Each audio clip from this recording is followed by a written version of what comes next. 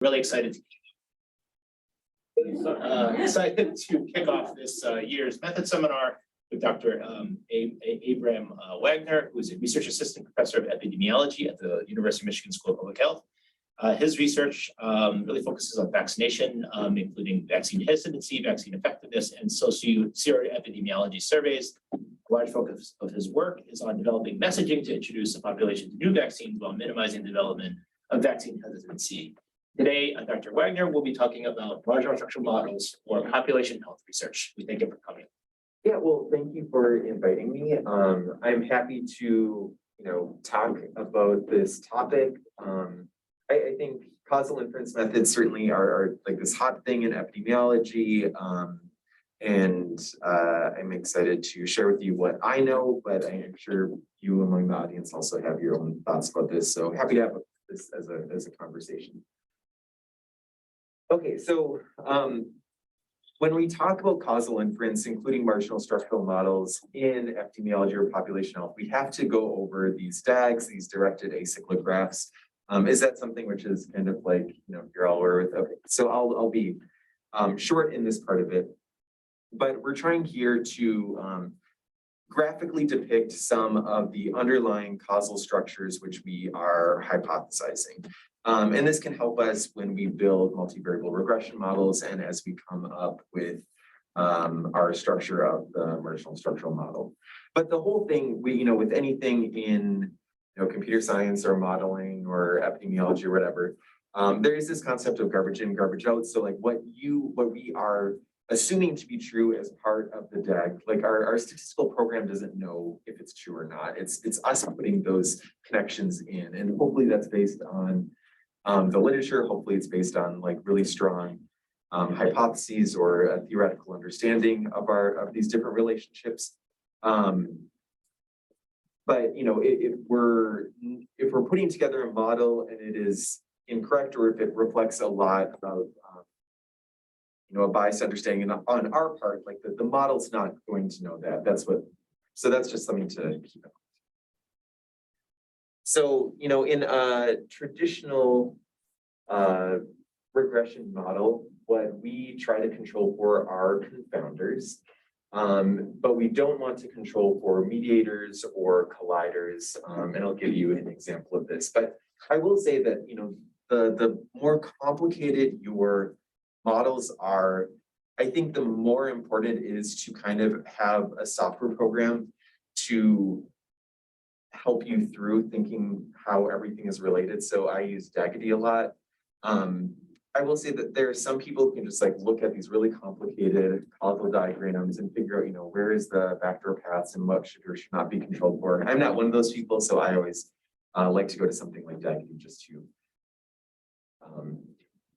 review things. And I think there's this saying, Onihara, I went to one of his talks, when in doubt, DAG it out. And I think the whole idea here is that sometimes we think we know what these relationships are, but we might not necessarily. And as part of marginal structural models, it is really important to have an understanding of how different variables affect each other. So yeah.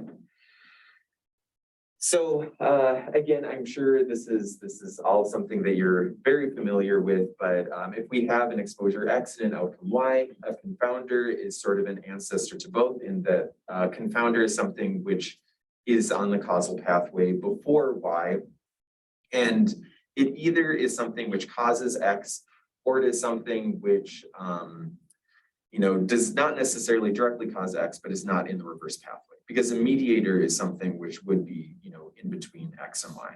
And perhaps an example I could give, if we're thinking of vaccination and influenza incidence. So ideally, vaccination can protect people from getting influenza disease.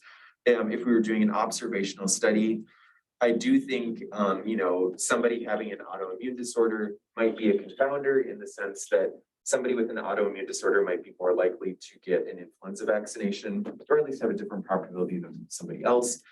And they could be at higher risk of getting influenza disease itself. Something like an antibody response to Vaccination, that is more of a mediator, because presumably, the antibody response could be one thing, which is a reason for influenza protecting us against influenza. And, other mediators of this pathway could be like a T-cell response or some other immune response. So how do we deal with confounding? I think in any intro epi class, we'll spend a lot of time talking about things like Mantel-Hansel equations and indirect and direct standardization. I think for a lot of population health researchers in more of the real world, they don't use those things a lot, although it kind of depends on your subfield. So the things though that we do use are stratification to some extent, but also multivariable models primarily. But today I'm going to introduce this idea of a causal inference method as well. So what do we mean by causal inference? And one thing is that there's not like one set procedure, one set thing, which is causal inference versus something else. I think this was put best in this paper by Rothman and Greenland, who are very prominent epidemiologists and at the forefront of this idea of causal inference. And they're saying that causal inference is an exercise in measurement more than a criterion guided process. So I'm going to be talking today about some things which might be thought of as like criteria, but in the back of our minds, I think the most important thing is just to realize that causal inference is more of a way of thinking about our research problem and potentially thinking about it a bit more thoughtfully than we typically do. And I think the problem is that it's so easy to run multivariable models right now in any statistical program. So it's easy just to like output some results and not to have to think about it too hard. But in a causal inference perspective, I think you are supposed to think about like what your assumptions are, what does it mean to have a certain exposure versus not, and to think about the relationships between the variables more thoughtfully. And I think if we got there, that's like most of what a causal inference method is. And marginal structural models is just like a fancy way to deal with time-varying confounders. Okay, so I guess this is repeating what I just said, but if we're really trying to get to this point of talking about cause and effect and not just some observational association, of course in the background we need to have like a good sampling scheme, we need to have like a good statistical or mathematical modeling, we need to be able to control for confounding or have some experimental method, but we do need to be thinking about what like a certain change in exposure is. So I guess like an example of this is it's easy enough if we're just thinking of like a drug or somebody getting a vaccine, because that's easy to change the exposure. Like somebody gets the drug or they do not, or they get the vaccine or they do not. So the causal inference pathway that follows from that is logical, it makes sense. But if you think of something like weight, so how would BMI influence people's like risk of diabetes or something like that? What does it mean to change your weight? Like, does that mean that you're going through a diet? Does that mean that you had other health problems which are influencing your weight? Does that mean that, there's been a pandemic happening, you've just been like sitting at home all the time? So like weight change is like a really hard thing to model in any sort of causal process because there's not a clear counterfactual of what it means to, be 10 pounds more or 10 pounds less. So that's what I mean by like, what does it mean to have a change in the exposure? Again, something like drugs or vaccines, that's very easy, but other things like weight, which we think is related to all sorts of health issues. It's just like really hard to, at least in my mind, to wrap my brain around. Okay, so why do we have these causal inference methods? And I think this is something that in the 90s and early 2000s have like really gained steam, and a lot of it out of like computer scientists. I think they had some ways of thinking of things, and those have sort of percolated into epidemiology and population health. Okay, so what do we typically do? So like in epidemiology, we often will use randomized control trials or observational studies like cohort studies, cross-sectional studies, case control studies. And then, especially in those observational studies, we'll analyze results using multivariable regression models. But there are some limitations to those. So in observational studies, we could have time-varying confounding. I'll give an example of what that could be in a moment. We can also have just like some residual or some unobserved, or, maybe even we can observe it, but like just confounding, which we can't deal with in a typical regression model.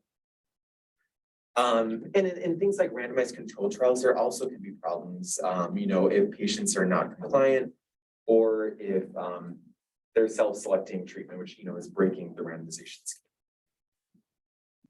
So the different types of causal inference methods that are out there, and there's probably many of them that I'm not even listing here, but there's sort of some different families of them. There's the G methods or the G estimation methods, which include, they're all tied together with this idea of looking through propensity scores. And I think the idea here is that in the 90s, there was a few different researchers who were kind of working on this topic at the same time, and they came up with slightly different methods, but they, wanted their name and like their specific method name attached to different things. So it sounds like these things are different, but they're very similar in theory. So things like propensity score, inverse probability of weighting, marginal structural models, propensity score matching, those are all like under this G method. So that's what I'll be talking about today. But just to let you know, there are other types of causal inference methods like instrumental variable analysis. You might have heard of Mendelian randomization schemes. There's like difference in differences methods. I'm sure there's many others, and probably many of you are using a variety of these methods as well. So the G estimation, I found out G just stands for general, because apparently some of the early people in this just thought that this would soon become like the general thing that everyone does. And I think, that doesn't happen, but that's their goal. So this is one thing that I just wanted to briefly talk about is what does it mean to have a causal model and a randomized control model. So generally when we're talking about like a causal inference method, we're doing it based off of an observational study, although, you could do it based off a randomized control trial. And so for a lot of things, you could kind of have an observational study, which evaluates something, and then a very comparable set of evidence from a randomized control trial. So what does it mean to get, evidence or to have findings from a randomized control trial and a causal model? So this was a paper which just looked, it was a systematic review which gathered a number of different studies in the past which had directly compared a causal inference method versus a randomized control trial. So first off, in my mind, these are, confidence intervals overlap. We're probably showing similar levels of evidence for these things.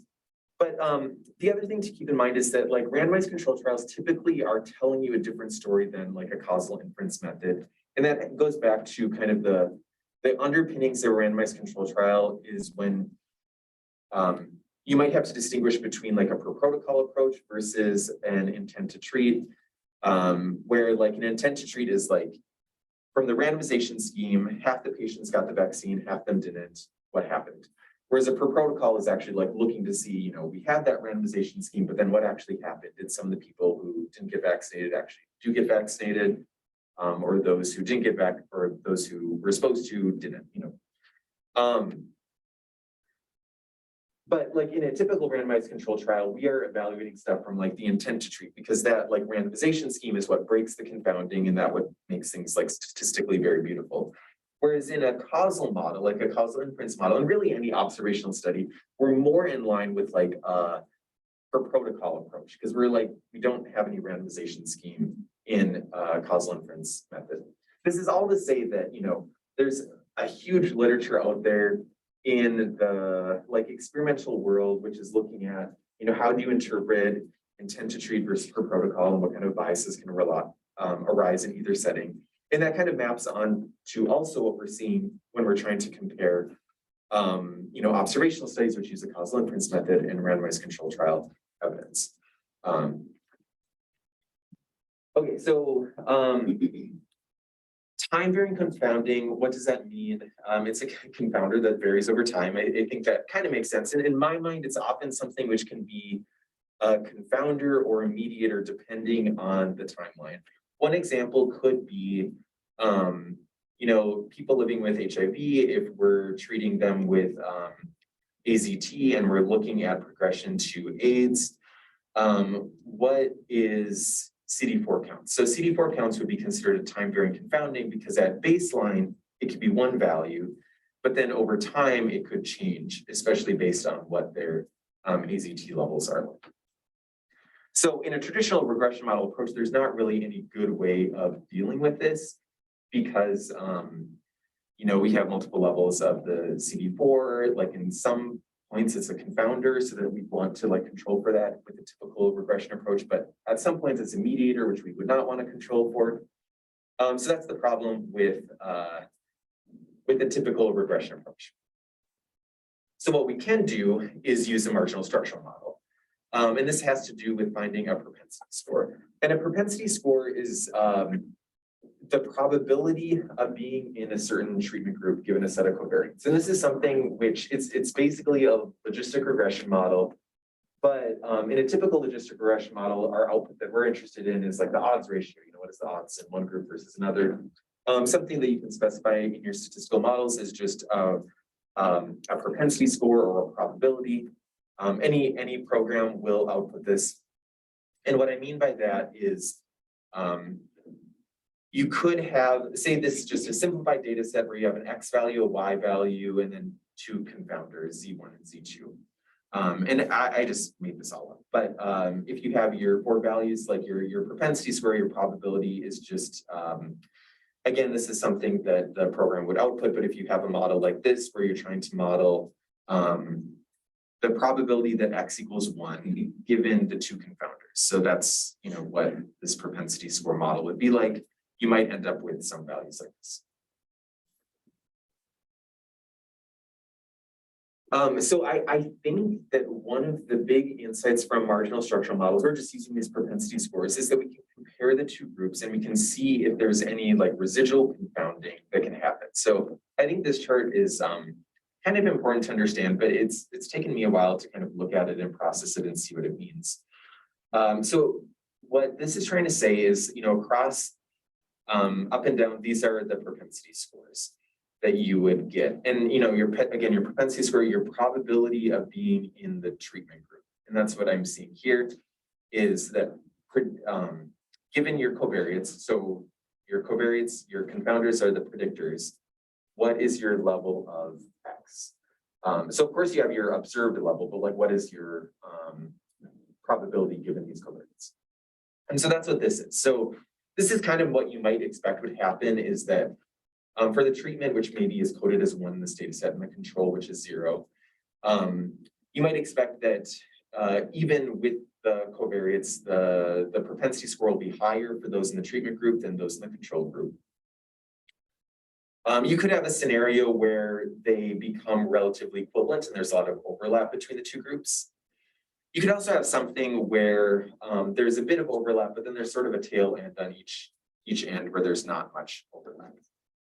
So in a marginal structural model approach, we want there to be some overlap here.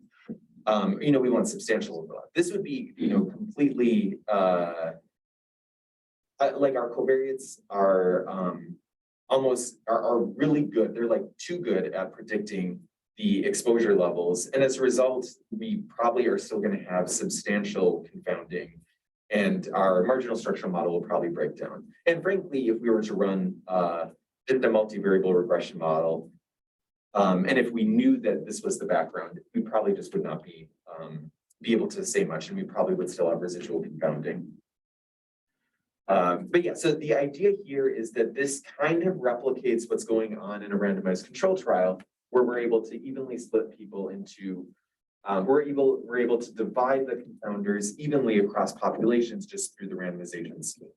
And so how you do that in marginal structural models is by creating these propensity scores and then hoping that there's this pretty good overlap between the two different groups so that it kind of mimics a randomization experiment.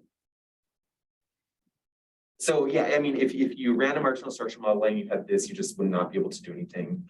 If you had C, probably what you might have to do is trim the ends. So cut off these portions of the population. And then that would just be a limitation of your study. You have to say that there are some people where this marginal structural model just does not apply. So it's not generalizable to the entire population.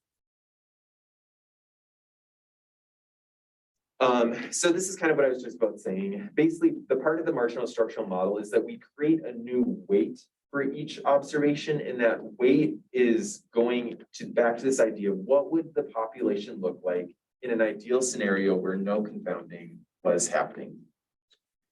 And I'm going to use an example. I thought of using an example from, I'm running a one analysis right now, but it's still a bit messy in its marginal structural model. So I thought I'd use a published example, which is a bit cleaner of an approach. And in this example, they are following a cohort of pregnant women. They have 2 waves in the first and third trimester, and their main exposure is social support, and their outcome is depression. But the thing is that they have that at 2 different time points. So they have social support at time point 1 and depression at time point 1, and then social support at time point 2 and depression at time point 2. And the issue here is that depression is sort of a mediator at time point 2. And so it, like, how you deal with that in a typical regression approach would be difficult. B is just their collection of confounders which don't vary across time. And so, like, what they're trying to model is they're trying to see, like, is somebody depressed given social support at time point 1 and social support at time point 2. And as part of their question, they were also looking at the interaction between social support at time point 1 and time point 2. So yeah, that's the model. So this is what we can do. We can create these weights by separating out the different times. So, like, let's just focus in at wave 1 at this point in time. So wave 1, we have our confounders, we have social support, we have depression. And so our propensity score would just be a logistic regression predicting social support at time point 1, given the confounders. And I think they had 3 or 4 different confounders that they were used to.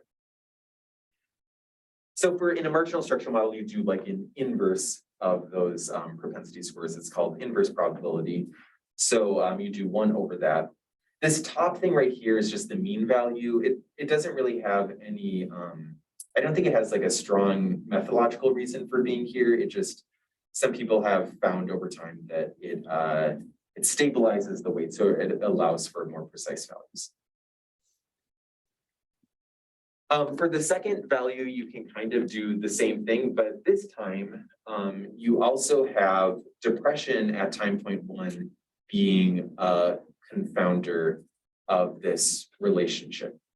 So in this model, you'd construct your weights, including obviously your time invariant confounders, but then also including depression at time point 1. In their model, L1 includes B and all the time invariant and the depression. So and then you just multiply these weights together. So each individual has a weight at time point 1, and then they have a weight at time point 2, and you can just multiply these together.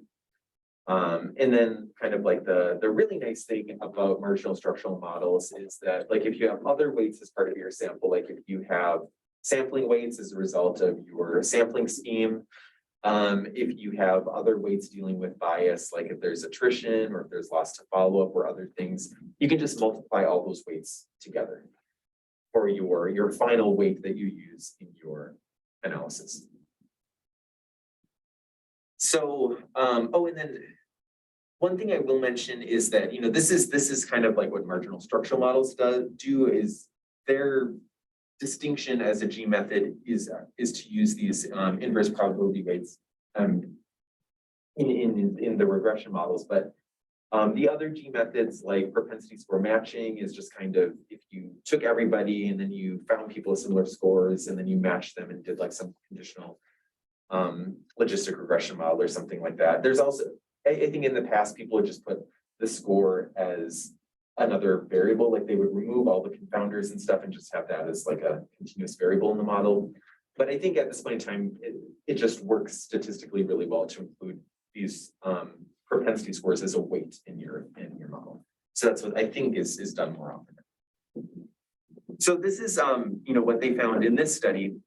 Again, they were doing interaction between social support at wave 1 and wave 2. So that's why you have kind of this like 2x2 or this 4-way interaction. But they are, and then, using the weights of the inverse probability weighting, they were able to come up with this marginal structure model. And I think these odds ratios are just interpretable, very similar to what you'd find in any other model. So compared to people who had high social support across pregnancy, those who had low across pregnancy were 1.41 times higher odds of having depression. And then, similarly, you can see what the difference is if it went low to high or high to low.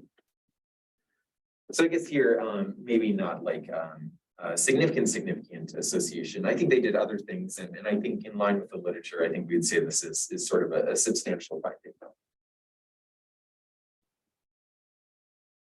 So why we like using causal inference methods? Again, I think one of the big things and kind of the eye-opening things for me is just to see these propensity scores and see the overlap, if there is overlap in those with your treatment or not. Because in a typical, multivariable model, you just wouldn't know that. So this kind of does tell you how comparable two different groups are. So even if you didn't have to deal with time invariant confounders, just knowing that propensity score could be interesting. For marginal structural models specifically, you can deal with time varying confounders, which you can't really in a typical approach. And there are other causal inference methods which can deal with unmeasured confounders. So that's not something I talked about today, but like in instrumental variable analysis is where you could deal with an unmeasured confounder. With the marginal structure model, you do need to at the basis have these measured variables. Although you could do like some bias analysis to try to figure out if a confounder was unmeasured, but I would say that's potentially one downside of marginal structure models. You do need to observe your different confounders. And then, again, this isn't something that the computer program will tell you because we can put whatever we want into a marginal structural model, but at least in the causal inference approach, one thing that I would really emphasize, and I try to say this to myself too, is just to think like, what does it mean to change a level of your exposure? Because sometimes we might be doing things a bit too simplistically. Okay, so that is all I have for today. I'm happy to yap on longer, but any questions from me?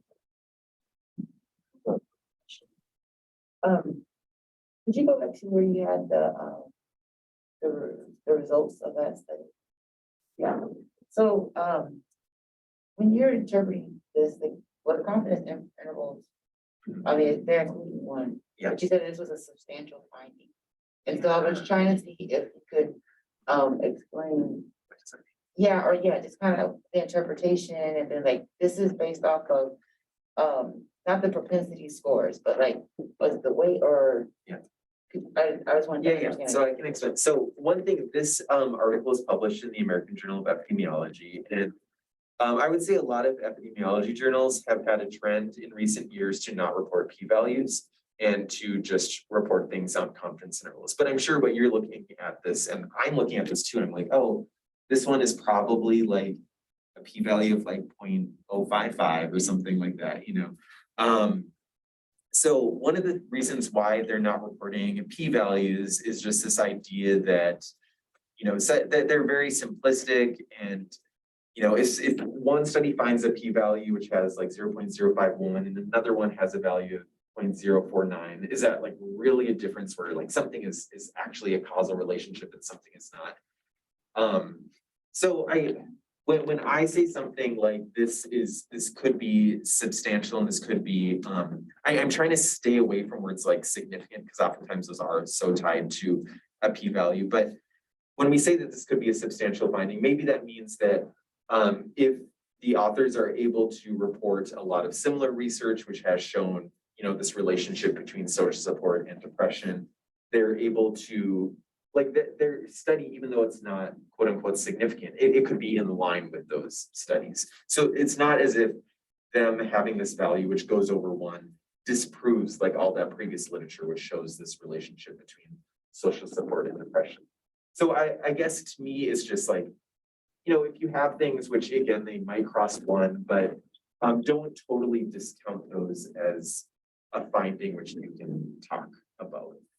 But this really depends on the journal. And I know a lot of like clinical journals, they like are very hardcore about like their p-values. So something like this might not totally fly in those kind of journals. So I think it has to do with the culture of the literature you're dealing with. And some places you could talk more about like a finding like this and others. No. Does that make sense? Yeah, maybe that does make sense.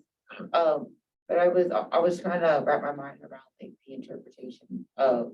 Oh, okay, given. Yeah. Okay, yeah. Sorry, I was. No, it's because I talked about the confidence intervals first, so I think I threw you off, but I was just like. But no, it's a good, but that, I was trying to interpret your question, but so I think the whole idea here is we are, if we go back to this, like depression at time point one is like, both a mediator and a confounder. Does that make sense given the Causal model? So, here, if you want to look at both social support before pregnancy, or like at wave one and wave two, you need to somehow be able to deal with depression, both as a confounder and as a mediator. Like if you just wanted to look at social support before pregnancy and depression, later in pregnancy, then there's no issue with like depression as a mediator versus a confounder, because you only have those like distinct time points. But here, because they're looking at social support at 2 time points, they need to deal with depression. Does that make, because like if they only did it at 1 time point, they could have just done a typical multivariable regression model. It's just like, here for like these variables, or these values, depression is a confounder. So you need to, or depression at time point 1 is a confounder. So what is it like for this first line, when depression was low at the first time point? Yeah. Then it was the odds of it being low at the second time point was 1.41, right? Is that? So yeah, and this table is like a bit wonky. So what this is actually saying is that if you had low social support at time point 1 and low social support at time point 2, like this 1.41 refers to depression. Okay. As the outcome. Okay, thank you.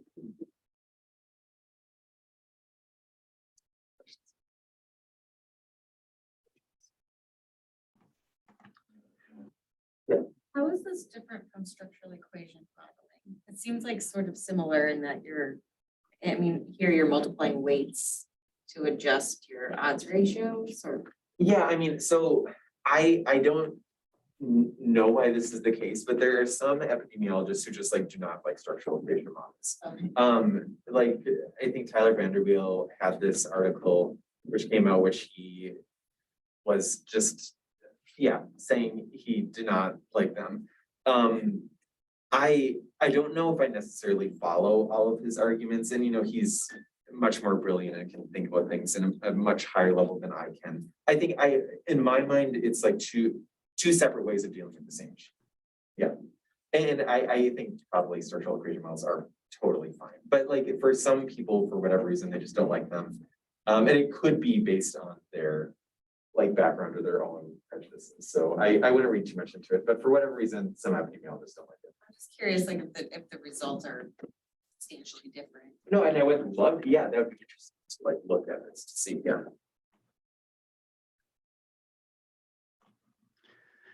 Hey, Abram, it's Kevin Okowski. I have a couple questions, and forgive me because I'm still trying to wrap my head around this and kind of catch up with this example here. So in this example where you show in the table that's on the screen, social support before and since, these were, there's this sort of time order which I guess, compelled the authors to use the marginal structural modeling approach. Is that correct? I mean, because you have these Yeah. two different points. So is that a correct observation on my part, that that's a driver behind this? Yep, correct. Okay, so this might be really hard to address, but when I look at this, I'm trying to figure out, like, okay, I'm trying to get a sense of sort of the robustness of these models, because, I'm wondering, like, well, first question would be, I couldn't then, for that reason, just run a straight logistic regression model here, because I've got this sort of time ordering thing going on. Is that correct? Yep, because like if you just were looking at this one wave, this first Yeah. wave, then it wouldn't matter. But like since you have the two waves, it does matter. Yeah. Okay, so just as a conversation starter, it just seems like, look at the satisfaction with social support, and if you start to deconstruct that, here it's coded as low and high, but like, how do we measure social support and the satisfaction, how that was actually measured by the authors? Let's say you and I did this same study in parallel and we did it differently. Would we get a completely different result because you coded something differently as far as satisfaction or social support? I'm just trying to get a sense of, like, how, I don't know, robust these models are in terms of sort of leading us to sort of similar-ish results, despite those kinds of, like, nuancy little differences. I don't know if that made any sense, but it just. That really does make sense. And in the paper, they do they look at social support in a couple of different ways. And so my one thing, and I don't know if I'll be able to find it, but so they do look at social support in like a couple different ways, but like we could argue that like maybe what they're doing is not the best way. Or you're right, like in any causal inference approach, I was harping on, like, we need to make sure that like we can distinguish between like different levels of the treatment, and arguably like low social support satisfaction versus high social support satisfaction, those might be a bit nebulous. So I would agree. Can I ask a separate question? Because I liked your chart somewhere earlier in your slide deck where you had your three different sort of distributions lined up, kind of stacked. And I'm wondering, is that how we're looking at the overlap of propensity scores? Was that what you were looking at there? Because you were talking about sort of the importance of that. I just wanted to go back to that and understand. Okay, yeah, it is. Yeah. So this is what it would be like. Yeah. So the propensity scores. So B is like great overlap between the. Because obviously before we do any propensity scores, everybody's at 0 or at 1, right? That's like right. Well, that's your raw data, right? That's the raw data. So it's kind of like, can we pull everybody into the middle? Yep. Okay. All right. Thank you. Thanks for the questions. Abram, thanks so much for that overview. My question is just for anyone who would like to learn more about these methods, where would you point them? Are there any good CSCAR courses? Would you recommend a whole course at School Code 12? Are there short courses anywhere? Are there materials? So we're in the epidemiology department, we're trying to come up with like more advanced causal inference type courses. So like maybe in a couple of years there will be one. But I really don't think there's one in public health right now. We do have the one exception. We do have like a great summer session in epidemiology, and if you're an epidemiology graduate student, you can register for 1 or 2 classes for free.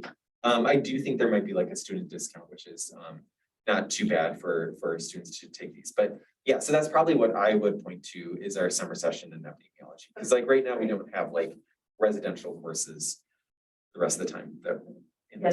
Yeah, and for anybody who's not familiar with those, the summer session in epidemiology runs courses that are 1 week half-day courses or 3 weeks half-day courses. They're excellent. Individuals often write them into the training section for a K award application. So please be aware of those. They're really terrific.